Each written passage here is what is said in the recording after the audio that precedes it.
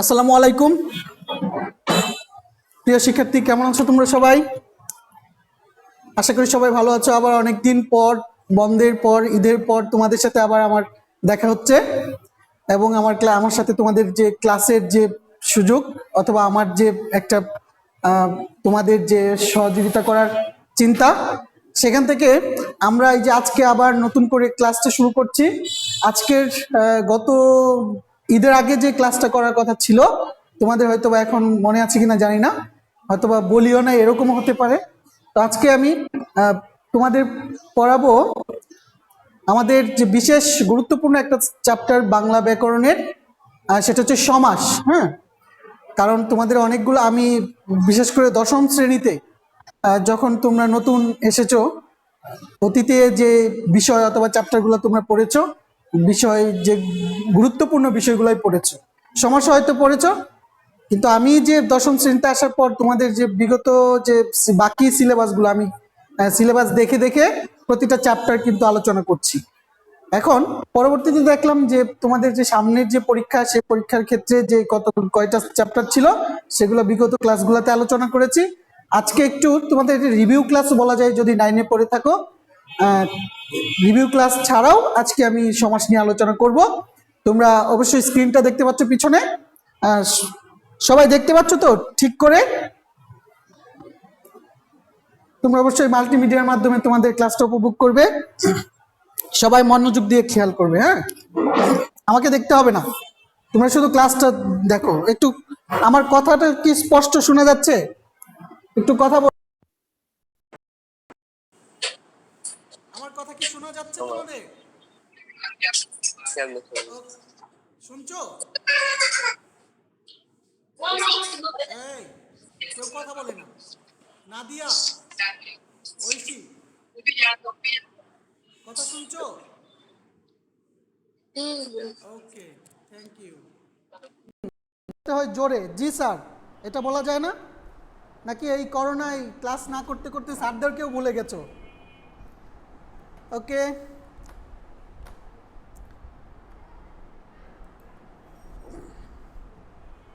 প্রথমে তোমাদের সবাইকে আমার পক্ষ থেকে অথবা তোমাদের প্রিয় school Siddhirganj Rebatimohan pilot school and কলেজের পক্ষ থেকে স্বাগতম জানাই।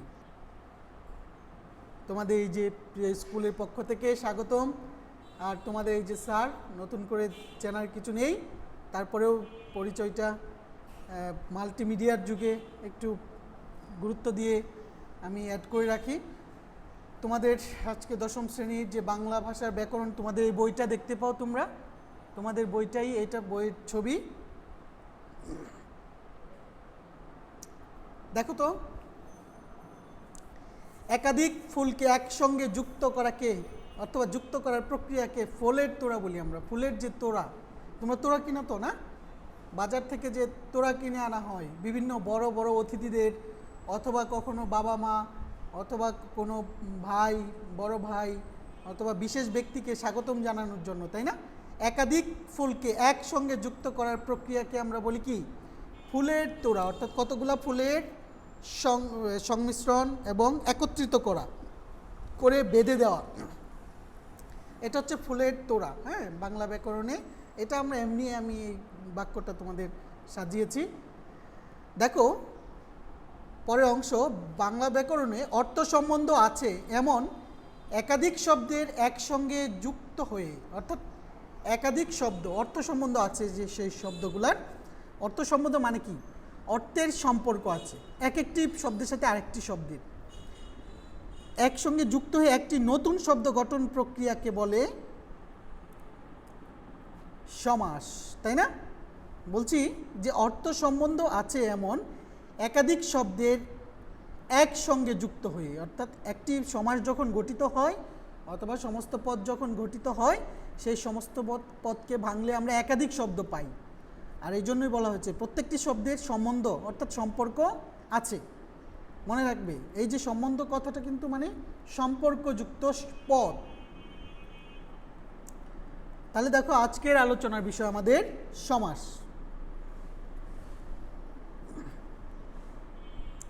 তাহলে সমাস, যদি আমি তো সমাসের সংজ্ঞাটা বললাম একটু আগেই তোমাদের, যে আজকের আলোচনার বিষয় সমাস।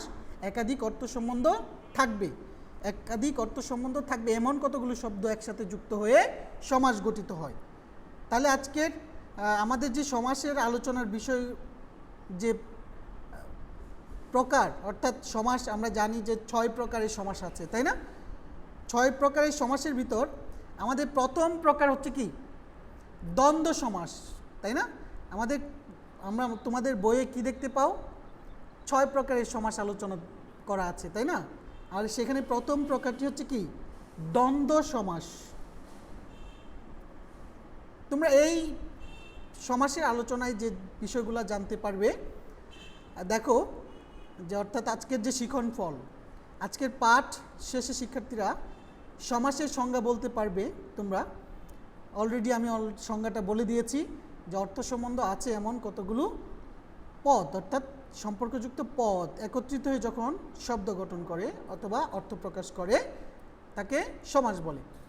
সমাসের শ্রেণীবিভাগ এবং দ্বন্দ্ব সমাস আলাদাভাবে চিহ্নিত করতে পারবে। অর্থাৎ আমি যে একটু আগে যে তোমাদের দ্বন্দ্ব সমাসের কথা বললাম এবং সমাসের যে শ্রেণী বিভাগের কথা বললাম, 6 প্রকার যে সমাসের প্রকারভেদ সেটা যে বললাম, এটাও আমি একটু পরে দেখাবো তোমাকে। প্রথমে আর কি একটু তোমরা যদি ইউটিউবে অথবা ফেসবুকের যে ভিডিওগুলো দেখো সেখানে কিন্তু দেখতে পাও যে প্রথমে একটু কি দেওয়া থাকে, পুরো ভিডিওটার একটা বিজ্ঞাপন দেওয়া থাকে শুরুতেই। ঠিক আমি তোমাদেরকে এরকম মনে করলে একটা বিজ্ঞাপন দিলাম। তাহলে এই যে সমাস, দেখো সমাসের সংজ্ঞাটা আবার বলছি। মাল্টিমিডিয়া ক্লাসের একটাই সুবিধা, তুমি একটা জিনিস যখন বারবার বলবে, বারবার বলার সুযোগ পাবে এবং শোনারও সুযোগ পাবে। আর পড়ার যে কৌশল, অর্থাৎ পড়া শেখার যে কৌশল, সেটা হচ্ছে কি? বারবার বলা, বারবার লেখা এবং বারবার পড়া, বারবার শোনা।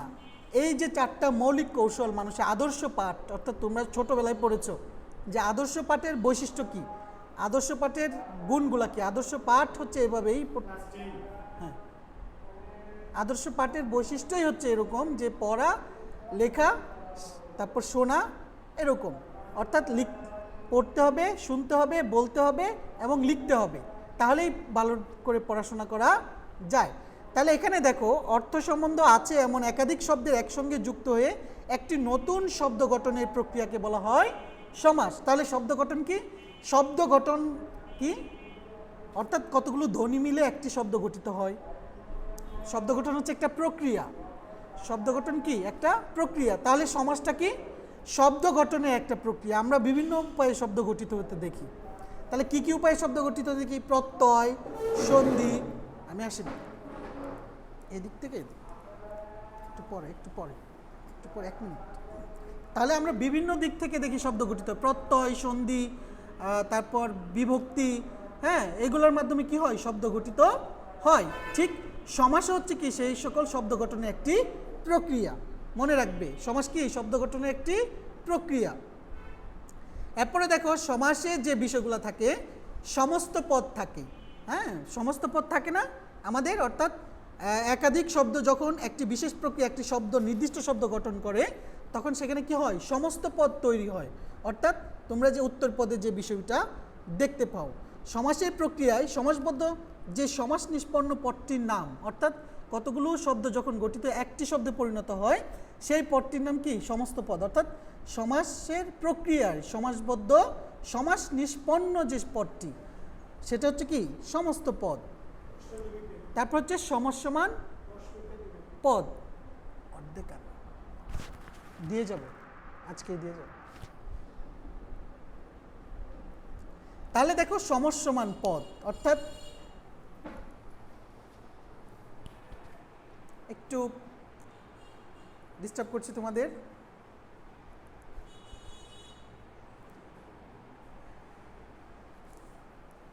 তাহলে এই যে সমস্যা, অর্থাৎ সমস্ত পদকে ভেঙে, তোমাদের বইয়ে যে দেখতে পাও, সমস্ত পদকে যে ভেঙে অথবা সমস্ত পদ বা সমাসপত্র পদটির যে অন্তর্গত প্রত্যেকটি পদ, অর্থাৎ প্রতিটি পদকে বলা হয় সমসমান পদ। মনে রাখবে, অর্থাৎ সমস্ত পদকে ভেঙে যে পদগুলো আমরা পাই, অর্থাৎ যে বাক্যটি তৈরি করা হয়, অর্থাৎ যে পদগুলো দিয়ে একটি সমস্ত পদ তৈরি হয়, সেই পদগুলি হচ্ছে কি প্রতিটা পদই সমসমান পদ, অর্থাৎ তাদের মান কি সমান, প্রত্যেকটা পদের মান সমান। একটি পদ ছাড়া আরেকটি পদ যে ওই যে সম্পর্ক থাকতে হবে, এই জন্য একটি পদ ছাড়া আরেকটি পদ বসতে পারবে না, পাশাপাশি অন্য পদ বসালেও কাজ হবে না। এখানে সম্বন্ধ পদ থাকতে হবে এবং প্রতিটা পদের সাথে কি সমান সম্পর্ক থাকতে হবে, আর তখনই একটি সমস্ত পদ তৈরি হবে। আর ওই সমস্ত পদ তৈরির যে পদগুলো সেটা হচ্ছে কি সমসমান পদ। এরপর হচ্ছে ব্যাস বাক্য, ওই যে একই কথা বারবার, যে একটি সমস্ত পদকে যদি তুমি ভাগো কতগুলো পদ বের হবে, মনে রাখবে একটি সমস্ত পদকে ভাঙলে কতগুলো পদ বের হবে, সেই পদগুলো কি সমসমান পদ। আর সেই পদগুলো যখন একটি বাক্যে রূপান্তর হবে, অর্থাৎ একটি বাক্যের মতো দেখা যাবে, সেই বাক্যটিকে বলা হবে বেশ বাক্য। মনে থাকবে এই যে আলোচনাটা, অর্থাৎ বিশেষ যে প্রক্রিয়াটা, সমাস গঠনের যে বিশেষ প্রক্রিয়া, এই যে দেখো চারটা প্রক্রিয়া, একটা হচ্ছে সমাস, সে নিজে তার পরিচয়, আর পরবর্তী যে তিনটি ধাপ, অর্থাৎ আমাদের যে ধাপগুলো দেখানো হয়েছে, প্রথম হচ্ছে কি সমস্ত পদ, অর্থাৎ আমরা যে সমাসবদ্ধ পদটি তৈরি করব সেটির নাম হচ্ছে সমস্ত পদ, ব্যাকরণের ভাষায় সমস্ত পদ। আর সেই সমস্ত পদকে আমরা যে পদগুলা দ্বারা তৈরি করব সেই পদগুলো হচ্ছে সমসমান পদ। আর ওই যে পদগুলা যখন বসবে পাশাপাশি একটি বাক্যে পরিণত হবে, সেই বাক্যটি হচ্ছে বেশ বাক্য। ক্লিয়ার? আশা করি তোমাদের এই তিনটা ধারণা ক্লিয়ার হয়েছে। অর্থাৎ সমস্ত পদকে ভাঙলে যে পদগুলো পাই সেগুলো হচ্ছে সমসমান পদ, সমসমান পদ দিয়ে যে বাক্যটি তৈরি হয় সেটা হচ্ছে কি বেশ বাক্য। ওকে, অর্থাৎ একটি বাক্যাংশ করা হয়। সমাস দেখো 6 প্রকার আমাদের যে সমাস, এই যে দেখো মাঝখানে অর্থাৎ নিউক্লিয়াস, তাই না? নিউক্লিয়াসের চিত্রটাও কিন্তু এরকম, যারা বিজ্ঞান শাখায় পড়ো তারা জানো যে নিউক্লিয়াসের চেহারাটা এরকম, বাট নিউক্লিয়াসের গঠন অন্যরকম। এবার দেখো এই নিউক্লিয়াস থেকে কিভাবে তাদের গঠন তৈরি হয়েছে, অর্থাৎ এক সমাস থেকে 4 অর্থাৎ 6 ধরনের যে সমাস সেই তৈরি হয়েছে। প্রথমটা কি দ্বন্দ্ব সমাস, অর্থাৎ আমাদের যে সকল সম্বন্ধ অর্থাৎ সম্পর্ক মানুষের সাথে, তারপর শত্রুর সাথে, জীবনের সাথে, জীবনের প্রতিটা ক্ষেত্রেই যে সম্পর্ক তৈরি হয় সেই সম্পর্কগুলো কি দ্বন্দ্ব। এই দ্বন্দ্ব মানেই কিন্তু সম্পর্ক, হ্যাঁ, দ্বন্দ্ব মানে কিন্তু ঝগড়া বিগ্রহ এরকম না। তারপর দেখো কর্মধারয় সমাস, দ্বন্দ্ব সমাস, তারপর হচ্ছে কি কর্মধারয় সমাস, তারপর হচ্ছে তৎপুরুষ সমাস, হ্যাঁ তৎপুরুষ, তারপর হচ্ছে বহুব্রীহি, আমাদের অনেক বহুব্রীহি আছে, ধান আছে, হ্যাঁ ধন। দ্বিগু সমাস, তারপর হচ্ছে অব্যয়ী ভাব সমাস। এই যে 6 প্রকার সমাস সেটা দেখো স্পষ্ট করে আবার দেওয়া আছে, দ্বন্দ্ব, কর্মধারয়, তৎপুরুষ, বহুব্রীহি, দ্বিগু এবং অব্যয়ী ভাব সমাস। অর্থাৎ আমাদের সমাস যে এই 6 প্রকার সমাস নিয়ে সম্পূর্ণ প্রক্রিয়ার মাধ্যমে আমরা সমাসগুলো অর্থাৎ আমাদের বাংলা ভাষার শব্দগুলো পেয়েছি।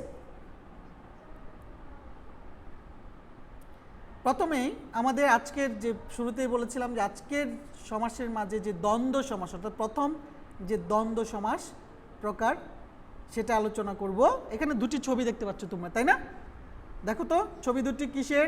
এই যে এই গরমে অর্থাৎ এই জ্যৈষ্ঠ আষাঢ় মাসে কিন্তু এই তালের আলোচনা, তালের পিঠা, বিভিন্ন ধরনের পিঠা বানানো হয় তাল দিয়ে, হ্যাঁ।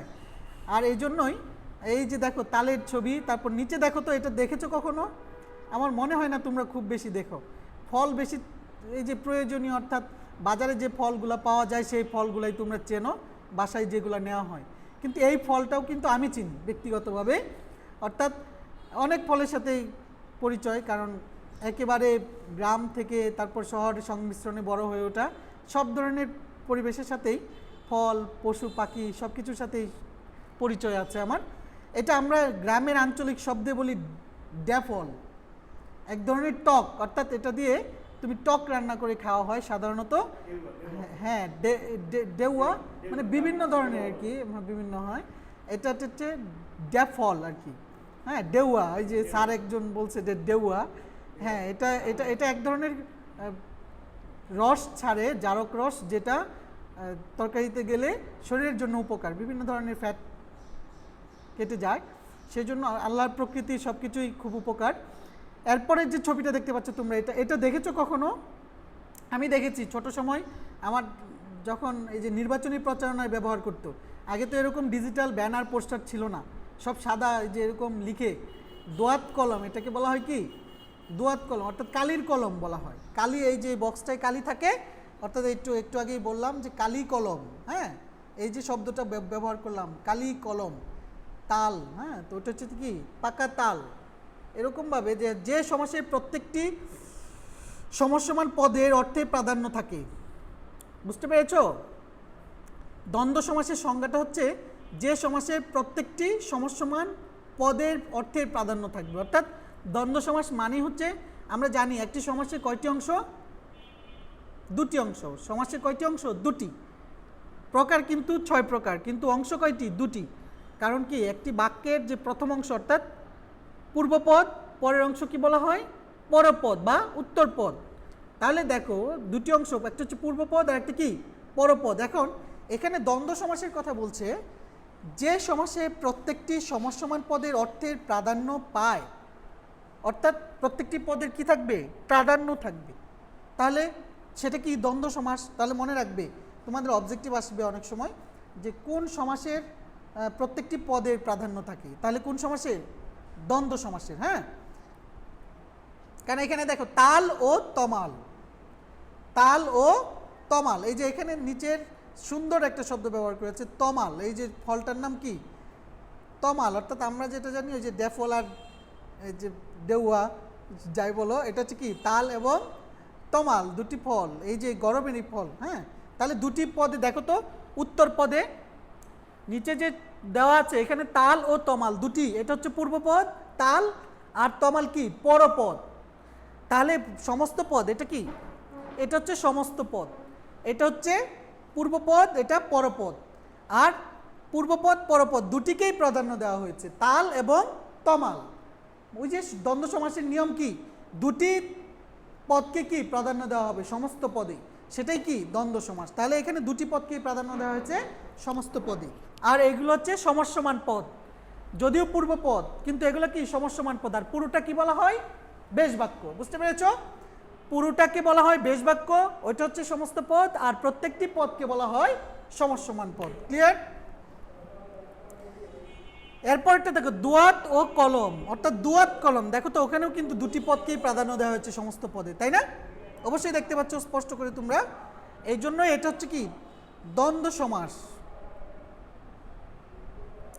এবার দেখো কতগুলো নিয়মের মাধ্যমে দ্বন্দ্ব সমাস গঠিত হয়, অর্থাৎ বিভিন্ন প্রক্রিয়া, যে নিয়মগুলো, অর্থাৎ দ্বন্দ্ব সমাসের যে সাধিত হওয়ার প্রক্রিয়াগুলো। দেখো এখানে দুটি ছবি দেওয়া আছে, একটা খুবই তোমাদের এই এলাকায় খুব জনপ্রিয় ফল অর্থাৎ সবজি, এবং এখানে প্রচুর পাওয়া যায়, যেটা অন্য জায়গায় পাওয়া যায় না। আমি এখানে আসার পর দেখলাম এটা প্রচুর পাওয়া যায় সারা বছর, মিষ্টি কুমড়া। এই যে দেখো, অর্থাৎ আরে হচ্ছে এখানে বাচ্চাদের, অর্থাৎ বাবা মা পড়াশোনা করছে, তাই না? তাহলে এখানে সম্পর্কটা কি দেখো, মিলন, অর্থাৎ মিলনার্থক শব্দ যুগে। বাবা মা সাধারণত কি, বাবা মা ছাড়া দেখো বাবা দাদি হয় না, বাবা কাকি হয় না, বাবার সাথে কি হয়?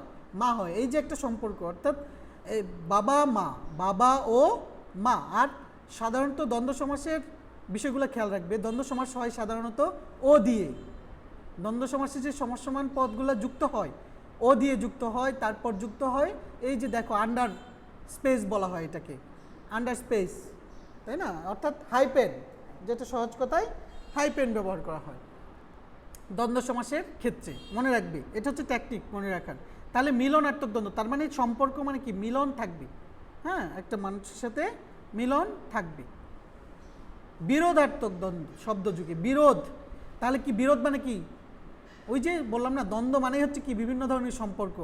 তাহলে বিরোধার্থক দ্বন্দ্ব, প্রথমটা কি মিলনার্থক, মিলন। এখানে কোনো ঝগড়া হয়, বাবা মার মাঝেও ঝগড়া হয়, পরিবারের মাঝে ভাই বোনেও ঝগড়া হয়, তাই না? তোমরাও তো করো। এরপর হচ্ছে বিরোধার্থক, অর্থাৎ দা কুমড়া, দা ও কুমড়া। তাহলে দেখো দা দিয়ে কি কুমড়াকে কেটে ফেলা হয়, তার মানে কি এটা একটা দ্বন্দ্ব, অর্থাৎ বিরোধ।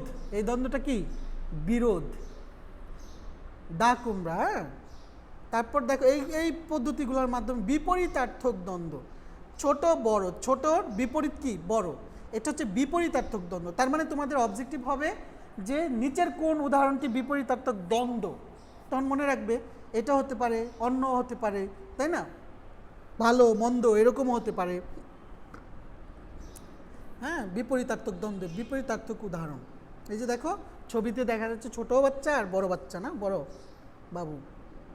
ওকে, দেখো অঙ্গ শব্দ যুগে, অঙ্গবাচক শব্দ, অর্থাৎ দ্বন্দ্ব সমাস হয় কি হিসেবে, অঙ্গবাচক শব্দ যুগে দ্বন্দ্ব সমাস হয় হাত ও পা, হাত ও পা, এটা হচ্ছে কি অঙ্গবাচক। দুটি পদই কি প্রাধান্য পেয়েছে সমস্ত পদে। সংখ্যাবাচক শব্দ যুগে, যেমন 7 ও 5, 7 5 বল না, এই 7 5 করিস না বেটা, অর্থাৎ অনেক সময় দেখা যাচ্ছে যে মাপা জুকায় কম বেশি দেয়, 7 5 করা যাবে না, ঠিক আছে, সবসময় কি সৎ থাকতে হবে সব কিছুতে, এটাই হচ্ছে কি শিক্ষা। 7 5 অর্থাৎ সংখ্যাবাচক শব্দ যুগে কি সব তৈরি হয়, দ্বন্দ্ব সমাস তৈরি হয়, মনে রাখবে, মিলনার্থক দ্বন্দ্ব, বিরোধার্থক দ্বন্দ্ব, তারপর সংখ্যাবাচক দ্বন্দ্ব, অঙ্গবাচক দ্বন্দ্ব।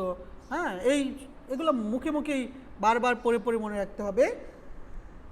তারপর দেখো সমার্থক, অর্থাৎ আমরা প্রথমে পড়ছি মিলনার্থক, তারপর বিপরীতার্থক, তারপর বিরোধার্থক, তারপর সংখ্যাবাচক, অঙ্গবাচক, এখন পড়ছি কি সমার্থক, অর্থাৎ সম অর্থ প্রকাশ করবে, যেমন হাট ও বাজার, হাট যা বাজারও কি তাই, এটা হচ্ছে কি সমার্থক দ্বন্দ্ব, অর্থাৎ সম অর্থ। আমরা হাট যদি বলি যা বুঝবো, ঠিক তাকে যদি বলা হয় বাজারে যাই তাই বুঝবো, এই হচ্ছে সমার্থক দ্বন্দ্ব যুগে, বুঝতে পেরেছ? ওকে, এরপর দেখো প্রায়ই সমার্থক বা সহচর যুগে, মানে প্রায়ই সমার্থক শব্দ ব্যবহার হয়, আবার কি সহচর অর্থাৎ সহযুগে ব্যবহৃত হয়, যেমন কাপড় ও চুপড়। আমরা কাপড় বলি না, একসাথে বলে ফেলি, এই কাপড় চুপড় দাও তো, তাই না, একসাথে বলে ফেলি, এরকম আসলে কি কাপড়ও যা চুপড়ও কি তাই হিসেবে আমরা ব্যবহার করি, সেই অর্থেই। এই জন্য এই দুইটা শব্দ কি সমার্থক বা সহচর যুগেই ব্যবহৃত হয়। হ্যাঁ, সহচর বন্ধু, তাই না। দুটি সর্বনাম সরি দুটি সর্বনাম যুগে, যেমন তুমি ও আমি, এই যে তুমি আমি এই দুটি কি সর্বনাম পদ, তাই না, তোমরা জানো। দুটি সর্বনাম যুগেও কি তৈরি হয়, দ্বন্দ্ব সমাস তৈরি হয়। তাহলে তুমি আমি দুটি সর্বনাম যুগে কি হয়, দ্বন্দ্ব সমাস। দুটি ক্রিয়া যুগে, ক্রিয়াপদ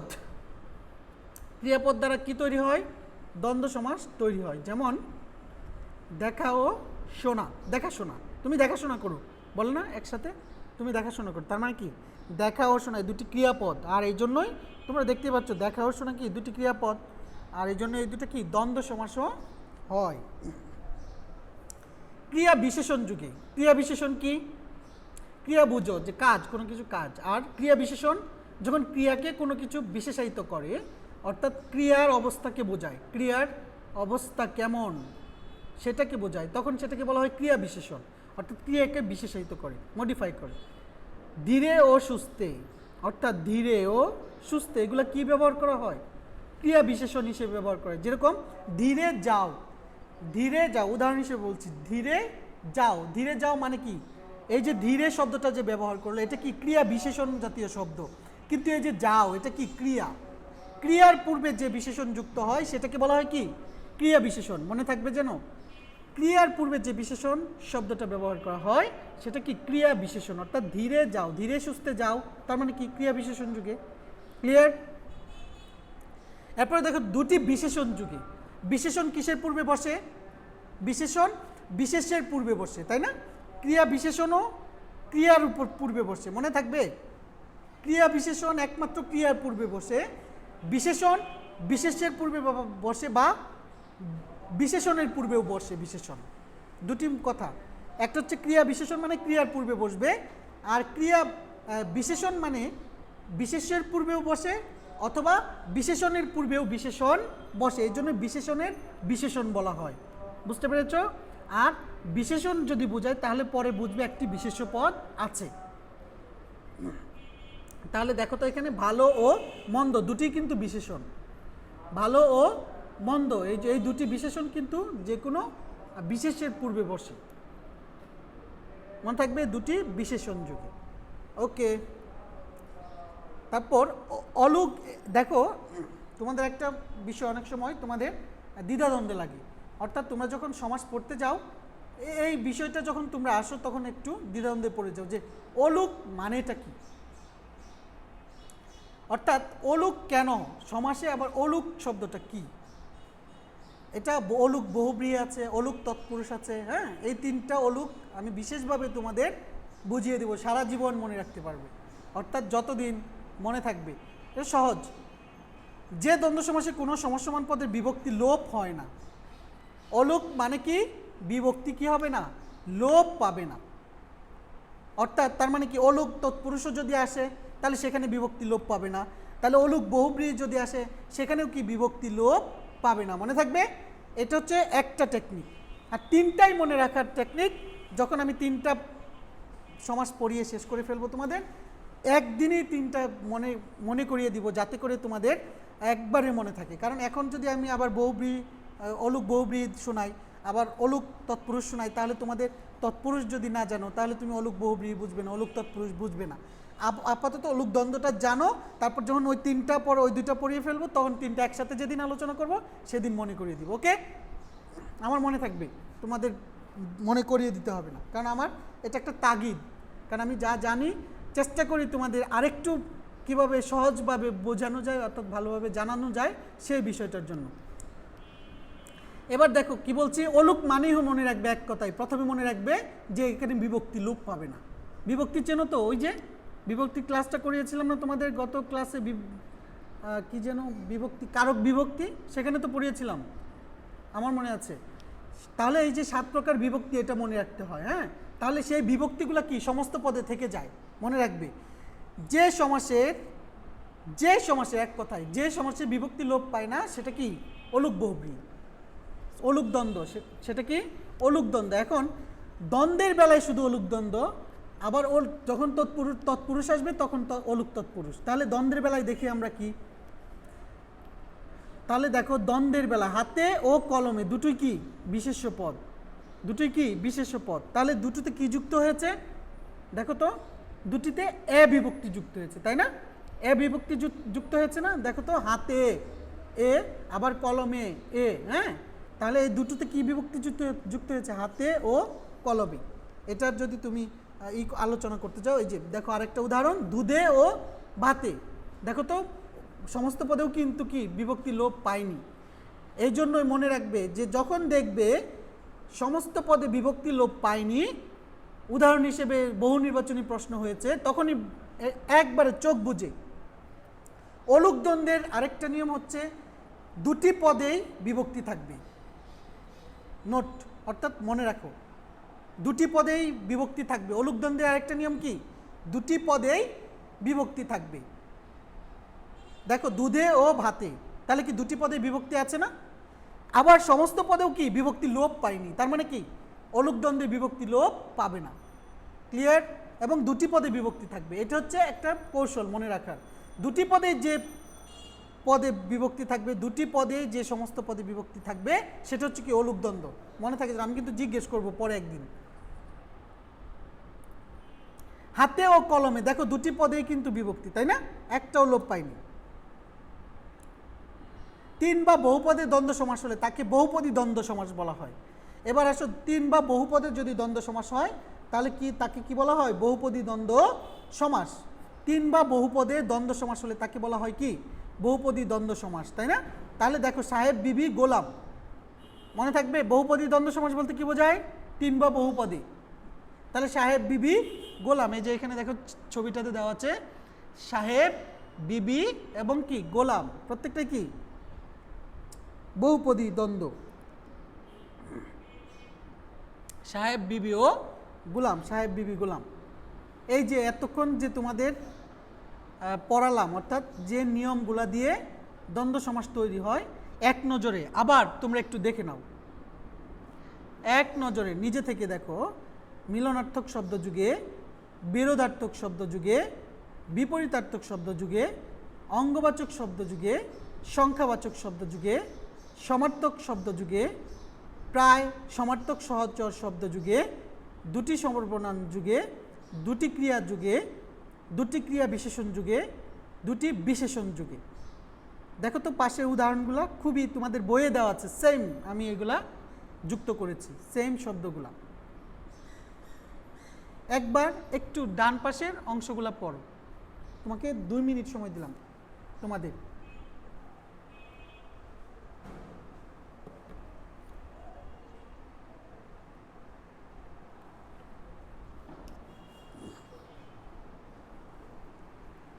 এই রানী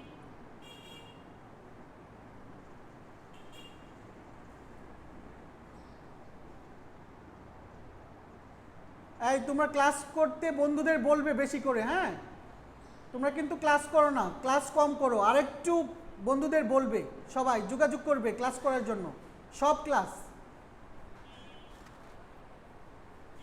ওকে, এবার কিন্তু আমাদের পরবর্তীতে কিন্তু মূল্যায়নে চলে যাব, তোমরা কিন্তু কথা বলতে পারবে না। এই রেকর্ড রেকর্ড করতেছেন, ক্লাস টু টাইম আউট না। দেখো সমাজ শব্দের অর্থ কি, একটু পরে 5 মিনিট যাক, কারণ সমাজ শব্দের অর্থ কি বলো তো? এই যে সংক্ষেপ, মিলন, একাধিক পদের এক পদীকরণ, তাই না?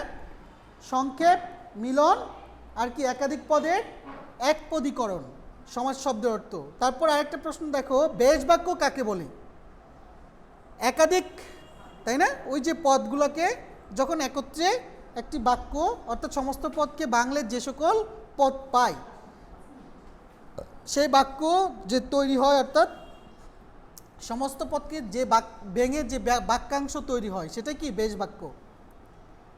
সমস্ত পদকে ভেঙে যে বাক্যাংশ তৈরি করা হয় তার নাম বেশ বাক্য।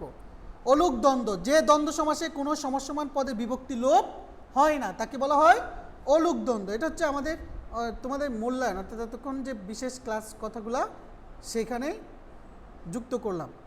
তারপরে যে দেখো তোমরা বাড়িতে বেশি বেশি করে সমাসের যে আলোচনা আছে বইয়ে সেগুলো পড়বে। দম্পতি, আমরা, চা বিস্কুট, জমা খরচ, কলকারখানা, হাতে কলমে, তাই না?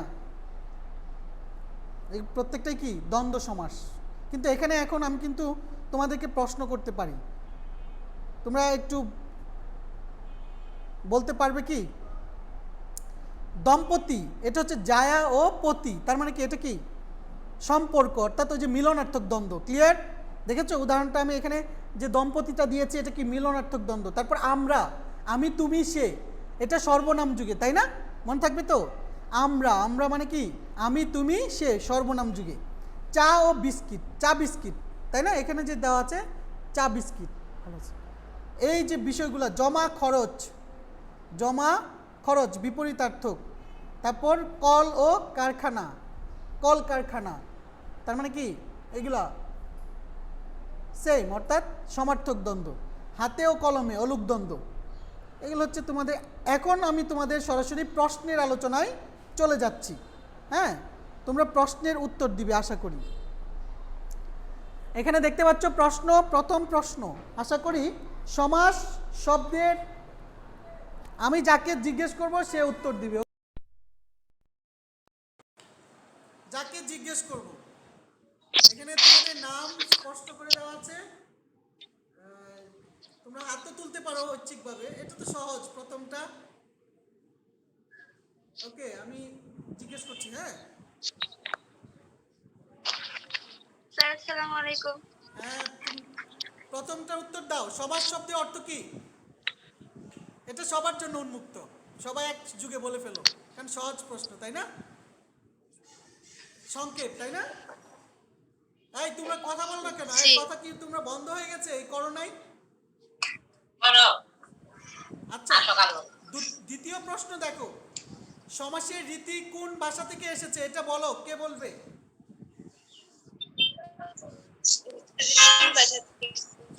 সমাসের রীতি কোন ভাষা থেকে এসেছে?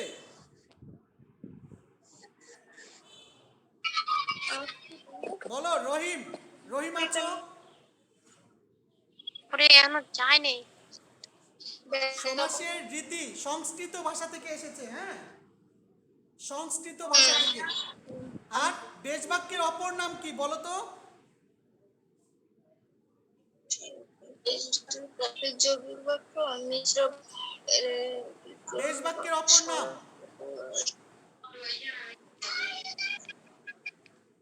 তোমরা পড়ো না বাসায়, বুঝতে পেরেছি, কেউই পড়ো না। এই কে আছো বলো? বুঝি না কিছু। এরা কি বেশি জানে নাকি কম জানে? কিছুই তো বুঝি না। কথা না বললে বুঝবো কিভাবে? কেউ বলতে পারলে না?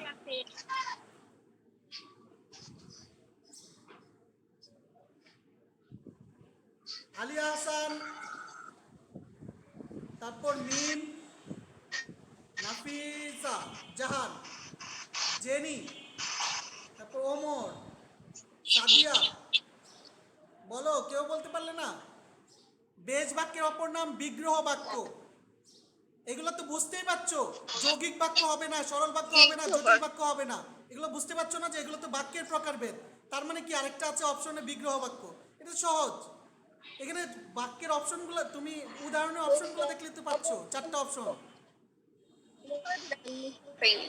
আচ্ছা, এরপরে দেখো তোমাদের জন্য আরো কিছু এখানে উত্তরগুলো আমি দিচ্ছি, দেখো উত্তরগুলো দেখো সংক্ষেপ। তারপর হচ্ছে সংস্কৃত ভাষা থেকে আগত, তারপর হচ্ছে এরপরে যে 4টা প্রশ্ন আছে, 3টা প্রশ্ন আছে, দেখো সমাস নিষ্পন্ন পদ্ধতির নাম কি? বলো এবার সমাস নিষ্পন্ন পদ্ধতির নাম।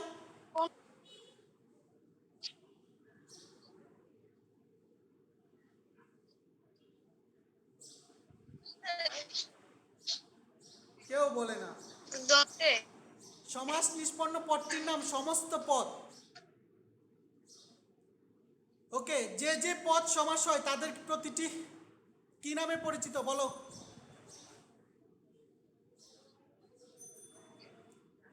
যে যে পদে সমাস হয় তাদের প্রতিটি কি নামে পরিচিত? কেউ বলবে না?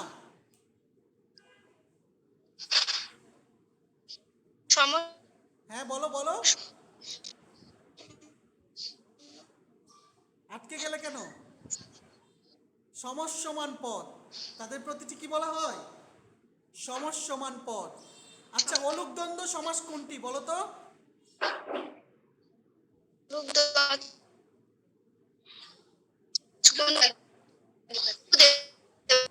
হ্যাঁ, দুধে ও ভাতে অলুক দ্বন্দ্ব সমাস। গুড, থ্যাংক ইউ সবাইকে।